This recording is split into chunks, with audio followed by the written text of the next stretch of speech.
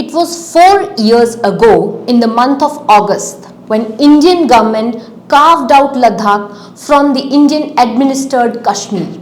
People of Leh were beating the traditional Daman and Surna to celebrate their independence from Kashmir and welcomed the status of Union Territory for Ladakh. People of Ladakh had accused Kashmir-based leadership of discriminating against Buddhist majority Himalayan region. Cut to March 2024. We witnessed 10% of Ladakh's population on street, vocalizing their distraught towards the democratic marginalization and lack of say in the developmental projects in their own region.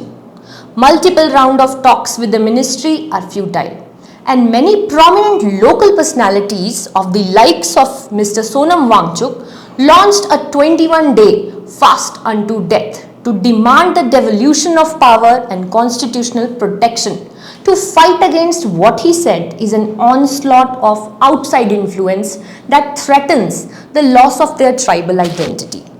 Let's understand why this sudden change of scene has happened. In August 2019, Modi's Bharatiya Janata Party government scrapped the special status granted to Kashmir and bifurcated it into two federally administered regions, Jammu and Kashmir as well as Ladakh. But Ladakh's leaders said they have lost political representation in this current bureaucratic setup, as they now have become a union territory with no legislature.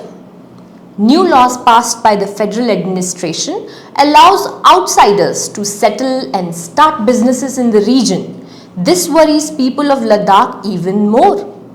What they are demanding is a statehood for Ladakh, a tribal status under the 6th schedule of the Indian Constitution.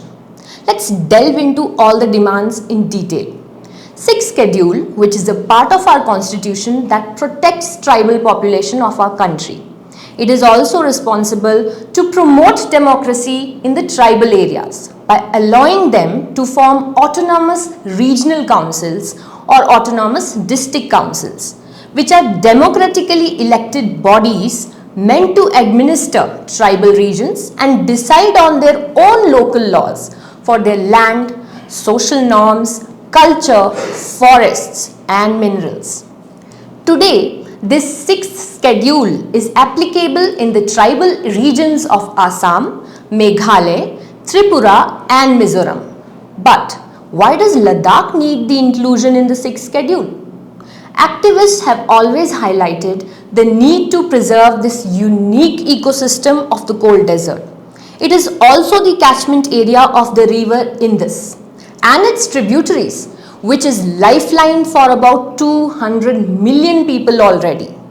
Most of the population of Ladakh falls in the scheduled tribe category. For example, 99% in Zanskar Valley, 66% in Leh and 83% in Kargil.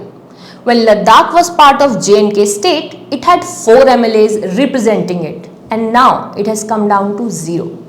At the central level, Ladakh today has only 1 MP representing the whole of it.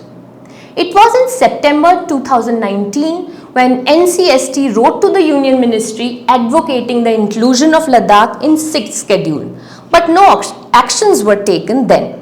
2020, people of Ladakh started their first mass protests. Now, Amit Shah, before the elections of the Autonomous Hill District Council, told and gave promises, but that also didn't materialize. December 2021 and 2022 witnessed continuous protests for the inclusion of the 6th schedule, which now has escalated to the fast till death situation. BJP in 2019 had included Ladakh's inclusion in their manifesto, but seems highly reluctant to do so. Union Home Ministry offered to extend Article 371-like protections to the region. He offered Leh Apex Body and Kargil Democratic Alliance that their concerns related to jobs, land, culture would be taken care of. But the government would not go as far as to include Ladakh in the 6th schedule of the constitution. Let's see what's the difference here. Special provisions under Article 371 would allow protection to extend to local population of Ladakh while stopping short of the widespread autonomy that is provided to ADCs and ARCs under the 6th schedule. That might be why Ladakh's activists and educationalists stresses on the fact that without protection and decision-making power for the people, Ladakh can be exposed to corporate exploitation as well as loss of ecology and culture of the inhabitants. Reports suggest that 7 hydropower projects have been proposed. Several industrial groups have shown interest in exploring the region rich in minerals.